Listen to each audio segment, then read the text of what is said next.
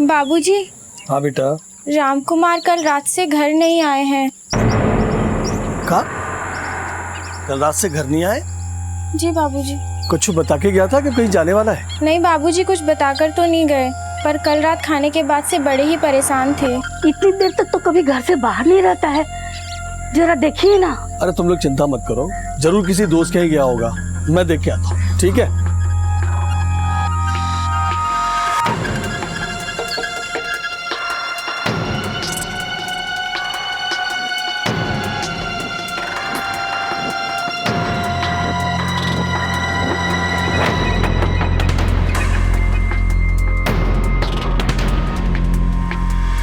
हाँ बिमला मौसी, राम कुमार आया है का? चिंता मत करिए माँ जी, राम कुमार जल्दी आ जाएंगे।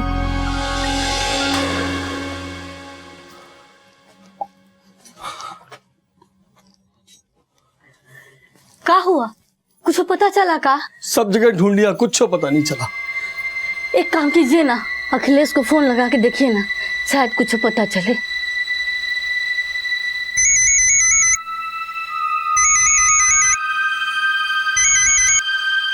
हाँ बाबूजी। ये राम कुमार कल रात से घर नहीं लौटा है। हमका काम मालूम बाबूजी, 5 साल से हमरे उका कौनो बातचीत ना है। उका कुछ हुआ करे ना तो हमका फोन मत घुमावा करो। वो जिए चाहे मरे, हमरी बला से हम उकी कौनो खोज खबर नहीं रखते हैं। अब फोन रखो, बाद में बात करो। का बोला अखिलेश? उका कुछ नहीं पता। एक काम करते हैं, हम पुलिस स्टेशन जाते हैं, पुलिस में रिपोर्ट लिखाते हैं।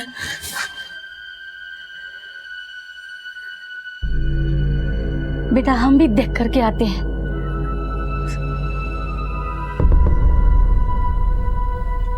एक कत्ल और एक गुमशुदगी, क्या इन दोनों घटनाओं के तार एक दूसरे से जुड़े हुए थे? मरने वाला कौन था और मारने वाला कौन था? और इस सब में राम कुमार की क्या हिस्सेदारी थी? क्या कातिल राम कुमार ही था जो कत्ल करने के बाद भाग निकला? सवाल कई थे और जवाब एक भी नहीं। राम कुमार के माँ बाप ब्रिजेश्वर और सुमित्रा हर मुमकिन कोशिश कर चुके थे कि कहीं से उनके बेटे का पता चल जाए।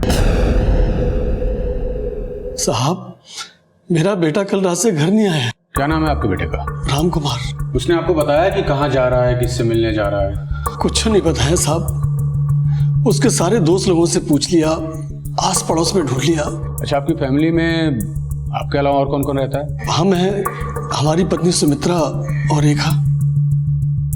और आप कौन? साहब, हमारा नाम संतोष है। हम ही रेखा को लेके आए थे चाचा के पास। हम लोग राम कुमार और रेखा की शादी के बारे में सोच रहे थे। आपका मतलब कि शादी से पहले ही आपकी होने वाली बहू आपके घर पे रहती थी? जी साहब। अभी कहाँ है रेखा?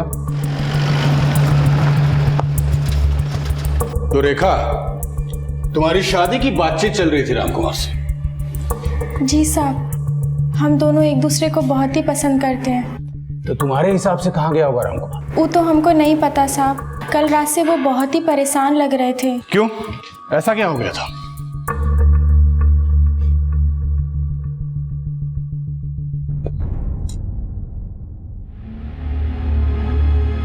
क्या हुआ बेटा? खाना क्या नहीं खा रहा? देखो बेटा, जो हुआ उसे भूल जाओ।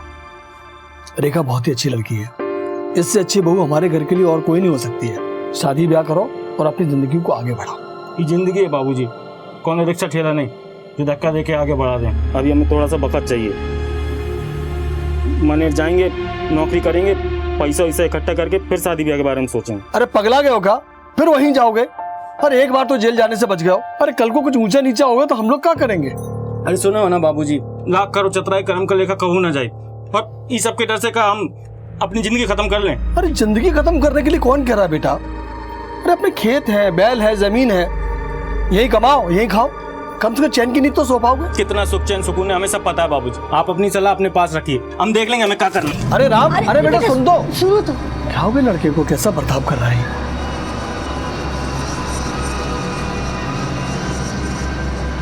सुनिए। परेशान मत करो, हमारा दिमाग बहुत खराब है यहाँ। अरे सुनिए तो, अरे सुनिए तो। वही जो निकले अब तक नहीं आए, बहुत ही गुस्से में थे साहब। हमने सोचा कि हम एक बार पूछ लें, पर वो कहा है ना साहब, हमारी हिम्मत ही नहीं हुआ। मानेर की क्या कहानी है? ऐसा क्या हुआ था कि राम कुमार जेल जाते थे बच्चा? साहब मानेर में बस एक छोटा सा हादसा हो गया था। क्या हुआ था मानेर में?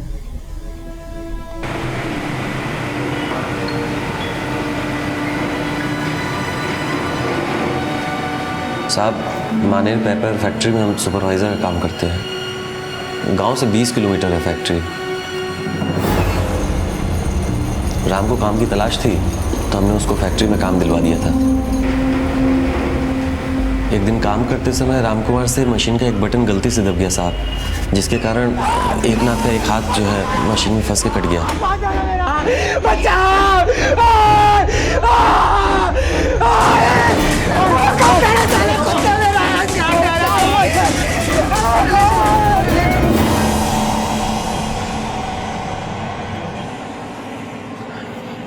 राम, क्या हुआ? गांव चले जाओ, बाबूजी को तुम्हारी ज़रूरत भी है और यहाँ का जो कुछ भी है ना उसका चिंता मत करो तुम, हम सब संभाल लेंगे। ये लो भैया ये कब रख लो। राम तो बहुत ही भोला लड़का है सर, जो हुआ उसका दुख हमको भी हो रहा है। रेखा हमारी मुंह बोली बहन है, इसीलिए तो इसका रिश्ता लेके आए थे हम उसके लिए, ताकि उसके जीवन में भी थोड़ी सी खुशी आए। ठीक है, तुम जा सकते हो, जरूरत पड़ी तो वापस बुलाएंगे। मुश्ताक सर, सबसे पहले राम कुमार के मानेर कांड की डिटेल निकालो। कभी कभी अतीत में हुई एक गलती हमारे आज पे भारी पड़ जाती है। हो सकता है राम कुमार का गायब होना भी उस हादसे से जुड़ा हो। और हाँ, राम कुमार के आसपास के लोगों और गांव वालों से पूछताछ करो। हो सकता है किसी ने राम कुमार को उस रात कहीं आते जाते देखा हो। यस सर, मैं फौरन 2 टीम तैयार करता हूँ। एक टीम के साथ खुद मानेर निकलता हूँ और दूसरी टीम गांव में पूछताछ के लिए भेजता हूँ सर।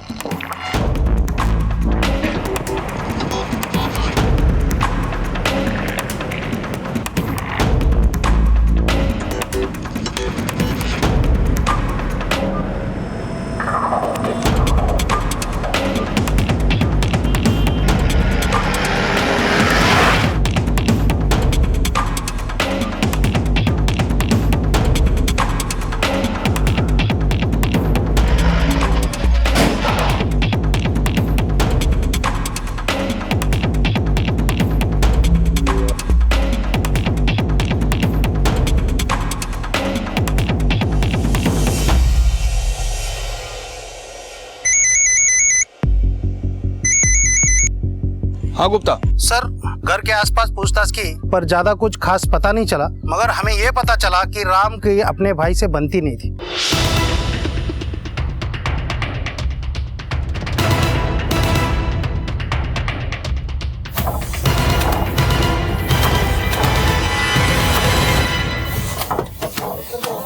अखिलेश। हाँ साहब, हमारी अखिलेश है। अखिलेश तुम्हारा भाई कल रात से घर नहीं पहुंचा, कोई आइडिया कहाँ होगा? नहीं साहब, वो तो बाबूजी का फोन आया था कि वो घर नहीं लौटा है। वैसे साहब हमारी उससे बनती नहीं थी, हमका कुछ नहीं पता साहब। पता नहीं या फिर बताना नहीं चाहते? ये क्या कह रहे हैं साहब, हमें कुछ समझ में नहीं आ रहा। मतलब ये है अखिलेश कि तुम्हारे भाई के गायब होने में कहीं तुम्हारा हाथ तो नहीं है? अरे हम काहे करेंगे ये सब। बनती तो इसलिए नहीं थी साहब कि हमारे बाबूजी ने सारी जायदाद तो कर दी उसके नाम, और हमारे हिस्से में आई केवल भीख। और वैसे भी हमारा उससे कौनो मतलब नहीं साहब। हम यहाँ अपने बीवी बच्चन के साथ अच्छे से जिंदगी काट रहे हैं साहब। हम ये सब करके अपनी जिंदगी थोड़ी खराब करेंगे साहब।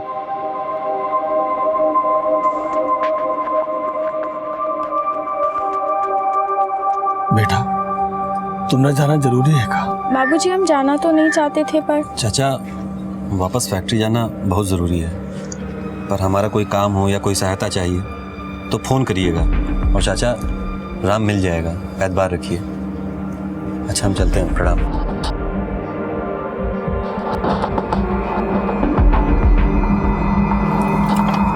खुश रहो बेटा।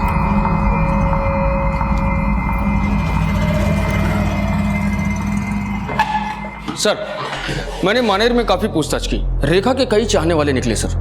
उसका भाई आनंद भी उसी फैक्ट्री में काम करता है जिसमें संतोष काम करता है। सर, दोनों काफी अच्छे दोस्त भी हैं। इसलिए भाई ने बहन को संतोष के साथ रामकुमार के घर भेजा ताकि शादी की बात पक्की हो सके सर। और एक बात और सर, मैंने रामकुमार के भाई अखिलेश से भी बात की। सर, अखिलेश और रामकुमार के बीच बनती तो नहीं थी, लेकिन उसे देखकर ऐसा लगता नहीं कि वो अपने भाई को गायब करवा सकता है सर, क्योंकि उसके घर में एक पत्नी, छोटे छोटे बच्चे भी हैं सर। और ये एकनाथ की क्या रिपोर्ट है? सर एक नाथ भी रेखा को काफी पसंद करता है। सर ये राकेश है, राम कुमार के घर के पास में ही रहता है। इसने उस रात कुछ देखा है सर। क्या देखा था? साहब हम उसको एक आदमी के साथ देखे थे, वो लोग झगड़ा कर रहे थे। अंधेरा ज़्यादा होने के कारण हम उसका चेहरा तो नहीं देख पाए, पर हाँ साहब उसका एक हाथ नहीं था। तो एकनाथ था उस रात उसके साथ। मुश्ताक सर, चलो इस एकनाथ की खोज खबर ली जाए, पता तो चले कि ऐसी क्या जरूरत पड़ गई कि इतनी रात गए इन दोनों को एक साथ मिलना पड़ा। सर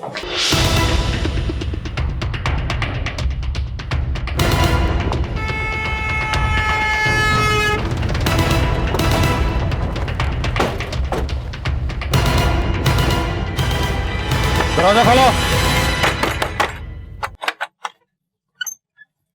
अरे काहे पकड़ रहे साहब हमको? हम का किए हम? पहले जितना पूछ रहा हूँ सच सच बोल। जिस रात राम कुमार गायब हुआ तो उसके साथ था, माजरा क्या है? ये महज इत्तेफाक है या तेरी कोई प्लानिंग थी? हम कोनो प्लानिंग नहीं किए हैं साहब। हम काहे करेंगे कोनो प्लानिंग? बस बात यह है कि हम रेखा को बहुत पसंद करते हैं साहब, और वो भी हमको बहुत पसंद करती है। बस यही समझाए को गए थे हम राम कुमार को, ताकि वो पीछे हट जाए और 3 जिंदगी बर्बाद होने से बच जाए। क्या बात कर रहे हो एकनाथ, पगला गए हो क्या? पगला नहीं गए, सच बता रहे हैं, सच। और ये बात कान खोल के सुन लो, ये शादी से कोनो का भला नहीं होगा, और रेखा भी हमको पसंद करती है। हाँ, जैसे तुम कह दी और हम मान लिए। बस इतना ही बात था साहब। हम भला उनको काहे कुछ करेंगे। मुश्ताक सर, रेखा का कहना है कि राम कुमार और वो एक दूसरे को प्यार करते थे, और यहाँ एकांत कह रहा है कि वो और रेखा एक दूसरे को पसंद करते थे। कहीं ये सारा कुछ रेखा की वजह से तो नहीं हो रहा है? सर रेखा के भाई आनंद तिवारी से बातचीत करते हैं, वो इन सबको जरूर जानता होगा, और एक भाई होने के नाते उसे ये जरूर पता होगा कि रेखा के आगे पीछे कौन कौन था और किस वजह से था, और रेखा किसे पसंद करती थी। तनिक मुस्कुराइए ना।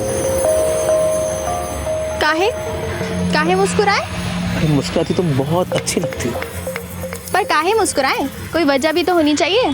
अरे हम तुम्हारे सरप्राइज लेके आए हैं। सरप्राइज? दिखाइए तो। अरे ऐसे कैसे दिखा दो, पहले मुस्कुराइए तो सही। फिर दिखाओगे? हाँ तो ठीक है। हाय हाय, कहाँ मुस्कुराती हो? कहाँ गया? ये देखो नया फोन। दिखाओ तो। अरे रुकिए तो एक फोटो खींचते हैं, ठीक है? कैसे लग रहे हैं हम? अरे बहुत खूबसूरत लगते हैं। अब दिखा भी दीजिए। अरे हम दिखाते हैं ना आपको। अरे कुछ करने को दीजिए ना। अरे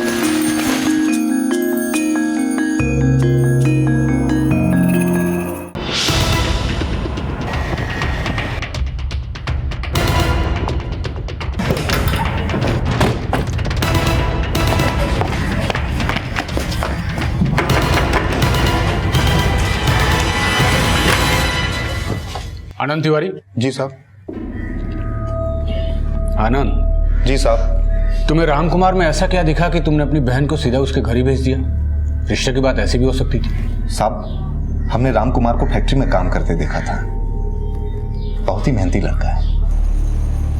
हमको लगा कि हमारी बहन के लिए इससे अच्छा रिश्ता हो ही नहीं सकता, इसीलिए हमने संतोष के साथ रेखा को राम कुमार के घर भेजा, ताकि राम कुमार के माँ बाबूजी भी रेखा को देख लें। और ये एकनाथ का क्या चक्कर है? सर वो तो बहुत ही आदमी है साला। सर हमारी बहन पे गंदी नजर डाले बैठा, कई बार वो रेखा को छेड़ा है। बहुत घटिया आदमी है साहब। राम कुमार और रेखा ने एक दूसरे को पसंद कैसे किया? वो दोनों परसा खेड़ा में मिलते थे, वहीं से एक दूसरे को पसंद करने लगे। रेखा भी कहाँ है? सब वो कुछ सामान लाने के लिए बाजार गई। राम कुमार का गायब होना, ये बात मुझे कहीं ना कहीं फैक्ट्री के उस हादसे से जुड़ी लगती है। तुम एक काम करो, हादसे के वक्त जितने लोग भी मौजूद थे उन सबसे पूछताछ करो। सर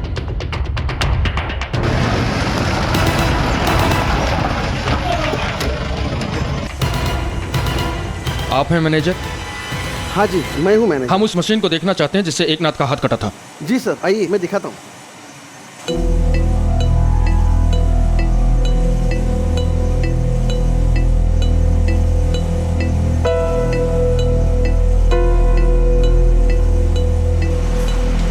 इससे पहले भी इस मशीन के साथ कोई हादसा हो चुका है? नहीं साहब, ये ऐसे पहली बार ही हुआ है, ऐसे पहले कभी नहीं हुआ। हमारे सारे मशीन्स की मरम्मत हर महीने होती है। ये जो हादसा हुआ है ना साहब एकनाथ के साथ, ये पहली दफा ही घटा है। साहब उस दिन एकनाथ काफी खोया खोया सा लग रहा था, मतलब उसे संभाल के काम करना चाहिए था, क्योंकि कारखाने में आप देख रहे हैं इतनी बड़ी बड़ी मशीनें हैं, यहाँ हमेशा चौकस रहना बहुत जरूरी होता है।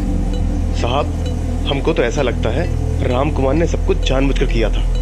एक नाथ रास्ते से हटे और रेखा के लिए रास्ता साफ हो जाए। और उस दिन दोनों बहुत लड़े थे। अब काहे लड़े ये हमें पता नहीं। उस रोज एक नाथ और राम कुमार में झगड़ा हुआ था।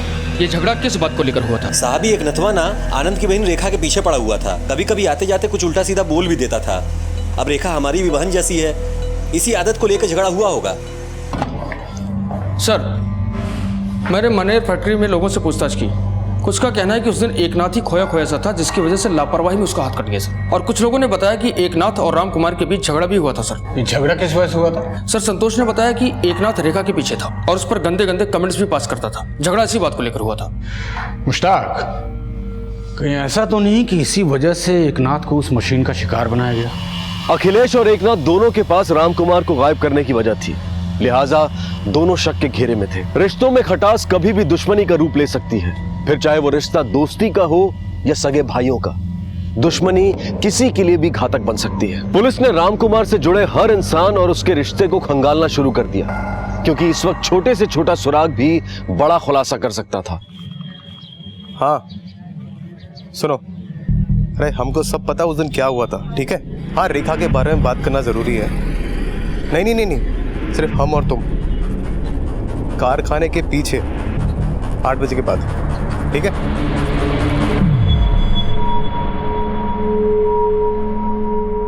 हेलो,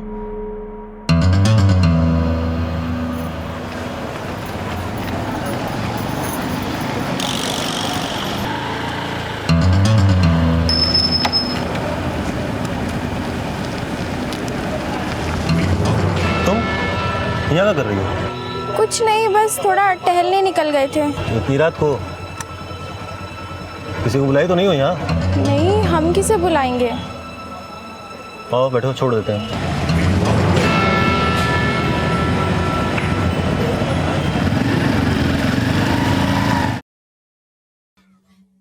हमरा राम इतना भोला और सीधा है, किसी की बात पर भी भरोसा कर लेता है। फिर यही सोच के तो हमने अपनी आधी से ज्यादा जायदाद उसके नाम कर दी थी, ताकि उसका भविष्य सुरक्षित हो जाए। अखिलेश को तो हम जानते हैं, होशियार है, अपनी जिंदगी संवार लेगा। पर हमें क्या पता था कि जायदाद के चक्कर में दोनों भाई एक दूसरे के इतने बड़े दुश्मन बन जाएंगे। काश दोनों भाई साथ होते।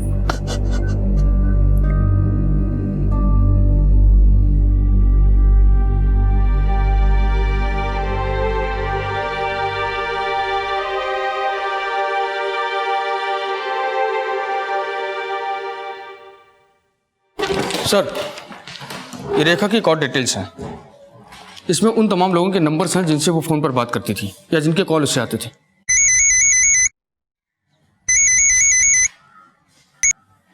हाँ बोलो। व्हाट?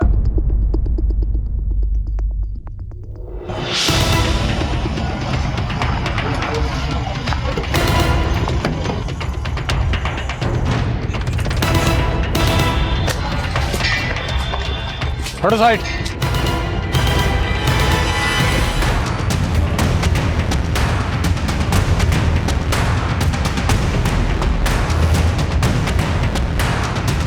सर, ये रही पोस्टमार्टम रिपोर्ट।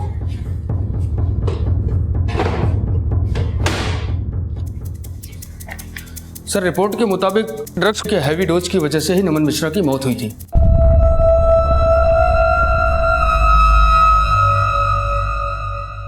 ड्रग्स का हैवी डोज? इसका मतलब नमन ड्रग्स लेता था।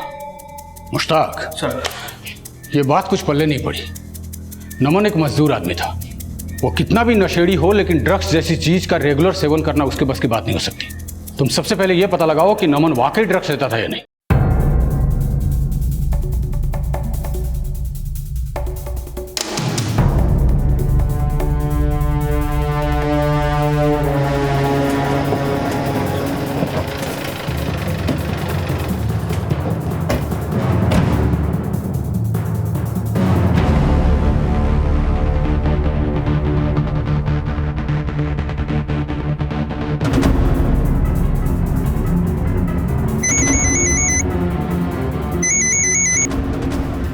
हाँ मुश्ताक सर, नमन के दोस्तों और उसके परिवार वालों से पूछताछ की, उससे ये पता चला कि वो एक नंबर का नशेड़ी था। शराब तो लगभग वो रोज ही पीता था सर। हाँ मगर ड्रग्स, वो भी इतनी मात्रा में? देखो मुश्ताक, ड्रग्स के लाइट डोज से आदमी बेहोश हो जाता है, तो नमन इतने हैवी मात्रा में ड्रग्स का डोज कैसे ले सकता है?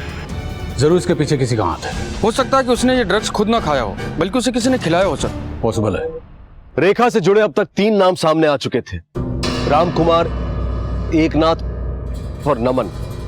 रामकुमार का कोई सुराग नहीं मिल पाया था, एकनाथ का एक एक्सीडेंट में हाथ कट गया था और अब नमन की मौत। क्या ये तीनों घटनाएं आपस में जुड़ी हुई थी या फिर कोई था जो रेखा से जुड़े हर नाम के लिए खतरा बना हुआ था? क्या रामकुमार के गायब होने और दूसरी घटनाओं में कोई संबंध था या फिर रेखा ही इन सब के लिए जिम्मेदार थी? रामकुमार को गायब हुए 2 महीने बीत चुके थे और अब उसके मिलने की सारी उम्मीदों ने भी दम तोड़ दिया था।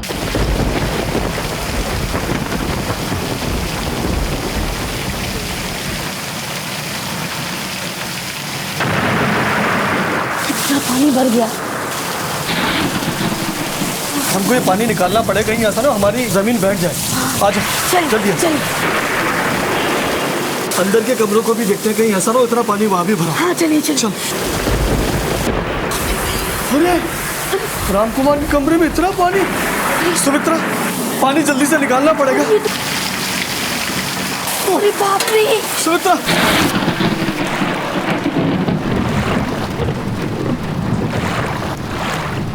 हाँ। ये तो राम को खड़ा है। राम,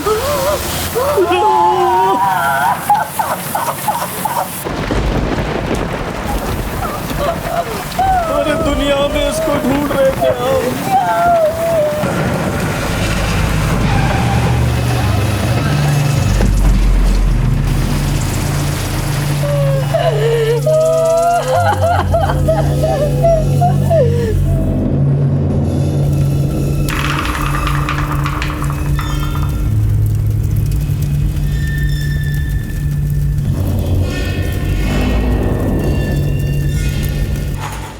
ये एकनाथ का काम नहीं हो सकता।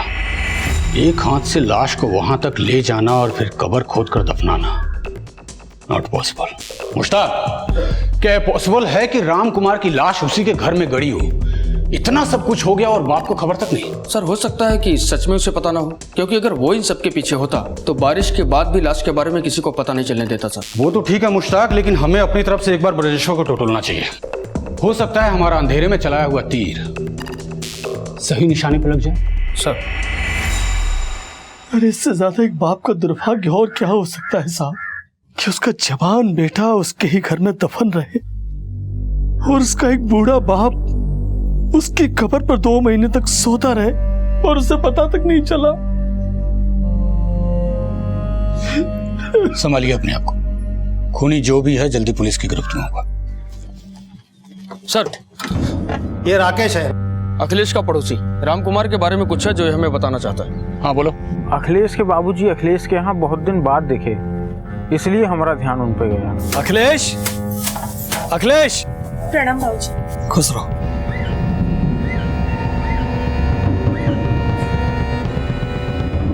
प्रणाम बाबूजी। हम ये कहने आए थे बेटा कि जो कुछ हुआ उसे भूल जाओ, घर वापस आ जाओ, जिंदगी की नई सिरे से शुरुआत करते हैं। अब सब खत्म हो चुका है बाबूजी, और आप हमेशा राम कुमार की तारीफ करते रहते हो, तरफदारी करते रहते हो।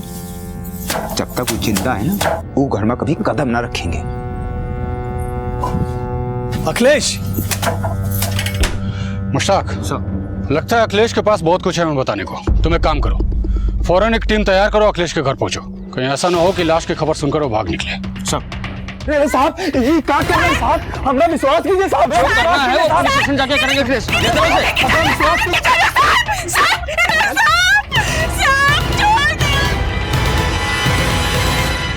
तो बात अब साफ साफ कर लेते हैं और ध्यान रहे कि दोनों सच ही बोलेंगे। अखिलेश, क्या तुम्हारे पिता कभी तुम्हारे घर आए थे? हाँ साहब। और घर लौटने की बात पर तुम दोनों में बहस भी हुई थी? अब साहब गुस्से में तो मुंह से 2-4 बातें निकली जाती हैं। बात यह है साहब कि हम राम से चिढ़ते बहुत थे। कहे कि बाबूजी ने सारी जायदाद तो उनके नाम कर दी, जी का वो बर्बाद कर देता, और हमका का दिया कछु नहीं। बस साहब यही खातिर हम गुस्से में घर छोड़कर बाहर चले गए। तू चाहे कितनी भी दलील दे ले, लेकिन तुझे देखकर लगता नहीं है कि तू कोई दूध का धुला हुआ है। और ब्रिजेश्वर जी, आप कहीं ऐसा तो नहीं कि एक बेटा तो खो ही दिया है तो कम से कम दूसरे को बचा लो। हमारे बेटे आपस में झगड़ा भले ही कर सकते हैं, पर हम इतना जानते हैं कि वो किसी का खून नहीं बहा सकते। आपका ये बेटा क्या कर सकता है ये तो आप अच्छी तरह जानते हैं, लेकिन मैं क्या कर सकता हूँ ये आप नहीं जानते। इसलिए दिमाग की नसों पर जोर दीजिए और सोचिए कि क्या किया, किसने किया और क्यों किया। सर, पोस्टमार्टम रिपोर्ट के मुताबिक राम कुमार की हत्या हुई थी। किसी ने उसे गला घोटकर मार दिया और फिर लाश को दफना दिया। बॉडी जल्दी सड़ने लगी क्योंकि कातिल ने लाश के साथ नमक का भी इस्तेमाल किया था सर। और सर, नमक का इस्तेमाल इसलिए भी किया गया ताकि बदबू को दबाया जा सके। मुझे अभी भी समझ में नहीं आ रहा है कि कोई घर के अंदर कब्र खोद के बॉडी दफना के चला गया और बाप को खबर तक नहीं हुई।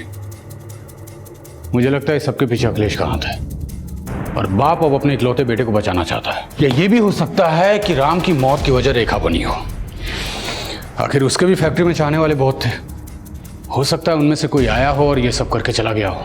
मुश्ताक सर, मुझे लगता है कि हमारे हर सवाल का जवाब सिर्फ और सिर्फ रेखा है। क्या वाकई में रामकुमार के पिता इस बात से अनजान थे कि उनके बेटे की लाश उनके घर में दफन थी, या फिर वो अपने दूसरे बेटे अखिलेश को बचाने की कोशिश कर रहे थे? क्या अखिलेश ने ही अपने भाई रामकुमार की हत्या की थी? वैसे अखिलेश के अलावा पुलिस की शक की सुई कहीं ना कहीं रेखा पर भी थी।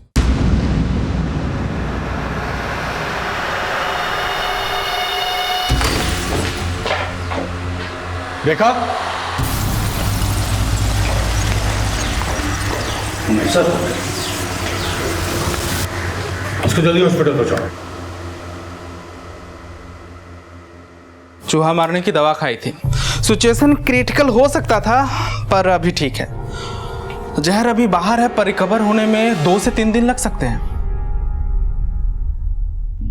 हाँ तो रेखा, मामला क्या है? ऐसा क्या हुआ कि तुमने चूहे मारने का जहर खा लिया? साहब, आज तक हमने जिससे भी प्यार किया वो सब हमको छोड़कर चले गए और इस बार भी ऐसा ही हुआ साहब। इसलिए हमने सोच लिया कि अब हम नहीं रहेंगे।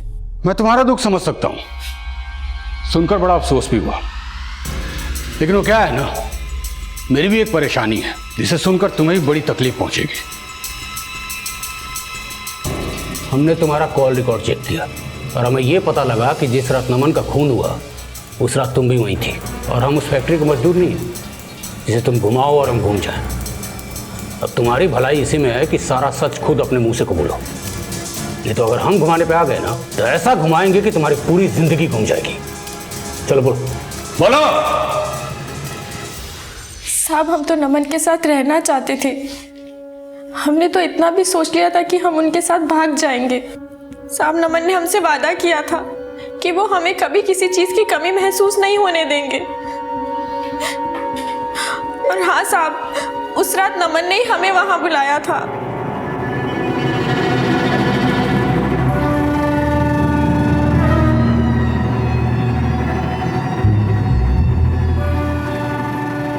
अरे हम तुम्हारे साथ है ना, काहे चिंता करती हो? अरे हम तुम्हारा ख्याल रखेंगे। अब तो कम ख्याल रखेंगे क्या तुम्हारा? हाँ? अरे पकड़ो ना। हमें पता है कि आप हमारा हमेशा ख्याल रखेंगे। फिर हम उसके बाद वहां से अकेले निकल गए। उसके बाद साहब नमन से कौन मिला, वो कहाँ गया, हमें कुछ नहीं पता साहब। उस रात इतना कुछ हुआ। आपके बेटे को किसी ने मारा, आपके घर में उसकी कब्र खोदी, उसे दफना दिया और वहां से चले भी गए। ये सब करने में अच्छा खासा वक्त लगा होगा ब्रजेश्वर जी, और आपने कुछ भी नहीं सुना। क्यों? साहब, मैं और मेरी पत्नी उस रात भी हर रोज की तरह खाना खा के अपने कमरे में सोने चले गए। हमने कोई आवाज नहीं सुनी साहब। साहब, हमारे घर में आने के 2 रास्ते हैं, एक तो आगे का दरवाजा और एक पीछे का दरवाजा जो खेतों की ओर खुलता है साहब। वो लोग जरूर पीछे के दरवाजे से आए होंगे साहब। और साहब, रामकुमार का कमरा भी घर की दूसरी तरफ है। अगर उस कमरे में कुछ हो भी रहा होगा तो हमें उसकी आवाज नहीं आएगी। ये सब में अखिलेश नहीं हो सकता साहब। वो गुस्सा जरूर करता है, बकबक करता है, पर वो ये सब नहीं करेगा साहब। तो फिर और कौन कर सकता है? कौन कौन लोग आते थे आपके घर पे? बहुत लोग आते हैं हमारे घर पे।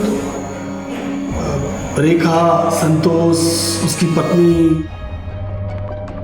सर हमने अब तक संतोष और नमन के घर वालों से बात नहीं किया है। संतोष की बीवी भी राम कुमार के घर अक्सर आया करती थी, हो सकता है उसने कभी कुछ देखा हो।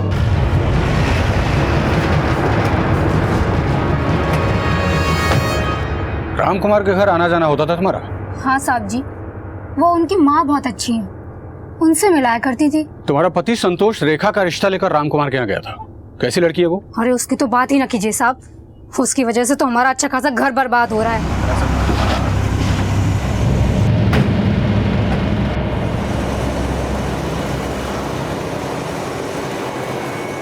चल संतोष। साहब क्या हुआ?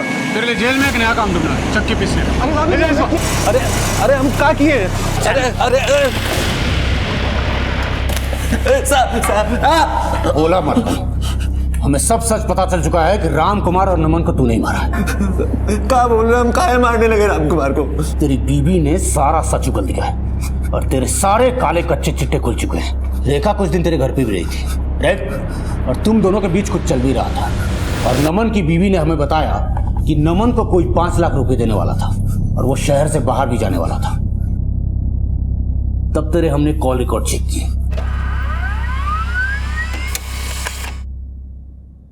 और पता चला कि कत्ल वाले दिन नमन ने तुझे फोन भी किया था। हेलो? और कत्ल की रात रेखा तेरे साथ भी थी। फिर क्या, सारा मामला हमारे सामने आने की तरह साफ हो गया। अब बस तेरे मुंह से सुनना बाकी है। चल बोल बोल। साहब, ये नमनवा हमको कारखाने में तार बदलते हुए देख लिया था, जिसके बाद एक नाथ का हाथ कट गया।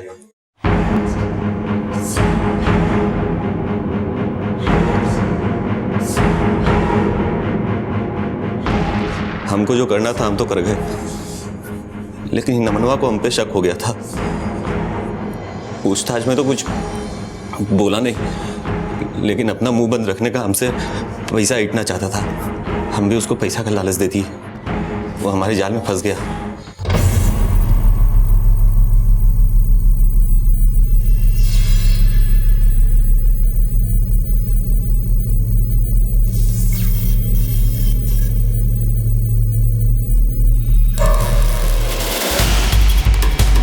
हमको रेखा के पास कोई अच्छा नहीं लगता था। हमारी रेखा सिर्फ हमको हमारे साथ चाहिए थी। इन्होंने हमसे पैसा तो इतना ही चाहता था, साथ ही साथ रेखा भी उसको चाहिए थी। जी का जंजाल बच गया था हमारे। उससे पहले राम कुमार को क्यों मारा? तो भैया हम बता रहे थे ना, राम से बेहतर लड़का रेखा के लिए और कोई नहीं है हमारी नजर में। हम भी उसको देखे हैं फैक्ट्री में काम करते हुए, बड़ा मेहनती और ईमानदार लड़का है। तो कहो तो बात चलाए। अरे भैया, नेकी और पूछ पूछ। चलो बात करते हैं, हम बात करते हैं उससे। हम रेखा को राम कुमार के यहाँ छोड़ाए। हमको लगा कि रेखा राम कुमार के यहाँ रहेगी तो किसी को शक भी नहीं होगा और हम लोग मिलते जुलते रहेंगे।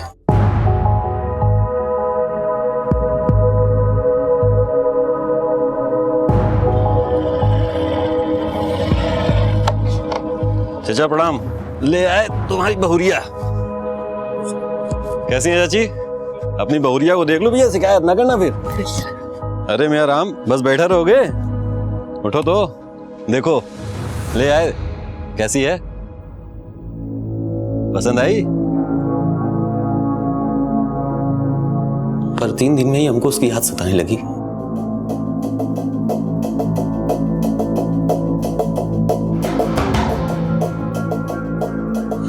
हम उससे मिलने निकले। हमको ये बात शुरू से अच्छी नहीं लग रही थी। बर्दाश्त के बाहर था हमरे कि राम कुमार भी रेखा के साथ वही सब काम करे। हम एक रात वो दोनों को देखे भी।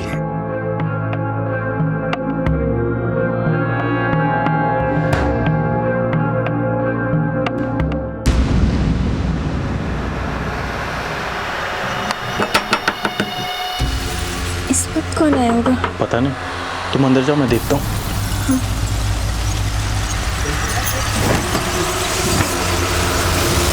अरे संतोष, इतनी रात के? हाँ यार, क्या बात है?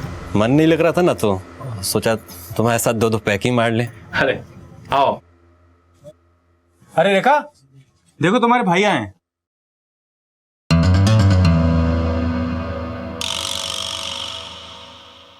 तुम दोनों भाई बहन बैठ के बात करो, मैं कुछ खाने पीने का इंतजाम करता हूँ।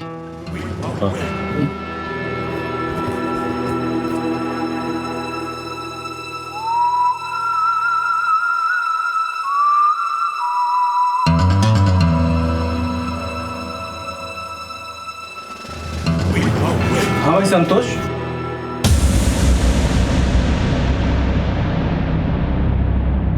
फिर हमने सोचा कि राम कुमार ये बात सबको बता देगा। अरे बस तुम्हें गलत फहमी हो रही है ना? मेरी शादी? अरे नहीं यार, तू गलत समझ रहा है। मैं गलत समझ रहा हूँ। अगली सुबह ब्रिजेश्वर चाचा घर आए और हमसे कहने लगे कि रात से राम कुमार घर नहीं लौटा। यही वो मौका था साहब जब हम ब्रिजेश्वर चाचा के साथ खुले थे, और इससे किसी को हम पे शक भी नहीं होता।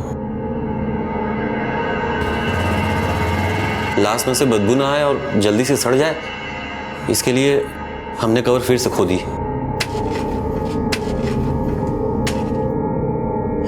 उसमें नमक डाल दिया और फिर से कवर फाड़ दी।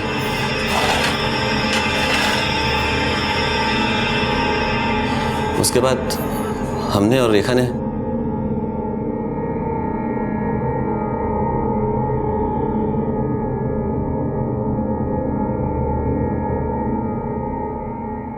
रामकुमार और उसके पिता को संतोष पर पूरा भरोसा था, और संतोष ने उनके इसी भरोसे का फायदा उठाकर अपने मकसद को कामयाब करना चाहा। संतोष अपने पहले गलत कदम को कारगर बनाने के लिए एक के बाद एक गलत कदम उठाता गया, और नतीजा रामकुमार को अपनी जान से हाथ धोना पड़ा। जब जुर्म का काला पर्दा किसी की आंखों पर पड़ता है तो सही और गलत का फर्क खत्म हो जाता है, और वो इंसान अपने गलत इरादों को पूरा करने के लिए किसी भी हद तक चला जाता है। ठीक वैसे ही जैसे रेखा और संतोष ने किया। अक्सर जब दिल में गलत अरमान पलते हैं तो अंजाम बुरा ही होता है। रेखा और संतोष भी अपने ऐसे ही गलत अरमानों की वजह से कातिल बन गए, और आज दोनों जेल की सलाखों के पीछे हैं।